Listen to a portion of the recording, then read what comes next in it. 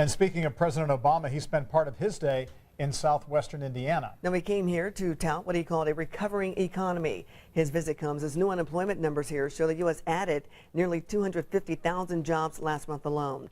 That put the unemployment rate at 5.9%, the lowest since 2008. And the president is visiting an Indiana company to emphasize that point. Eyewitness News reporter Rich Van Wyk is in Gibson County with why the company was chosen in reaction to the president's visit. Rich? The president's visit beginning to wrap up here in southern Indiana. As you can see, the Highway 41 closed as they get everything ready and secure for his motorcade to head back to Evansville. His meetings today, less speeches and more conversations. That all began in Evansville earlier this afternoon. After the landing of Air Force One, President Barack Obama met with Indiana Republican Governor Mike Pence. Presumably, they talked about health care. A little bit later, 20 miles up the road at Millennium Steel, the president there welcomed by employees of the company as well as selected guests.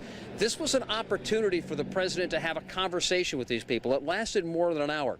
It started out with him delivering a pep talk on the U.S. economy and new numbers just released. Over the past 55 months, our businesses have now created 10.3 million new jobs. Now, that happens to be the longest uninterrupted stretch of job growth in the private sector in American history. And all told, the United States has put more folks back to work than Europe, Japan, and all other advanced economies combined. That played very well with a crowd in a county where 36% of the jobs are tied to manufacturing. It's also a big agricultural community.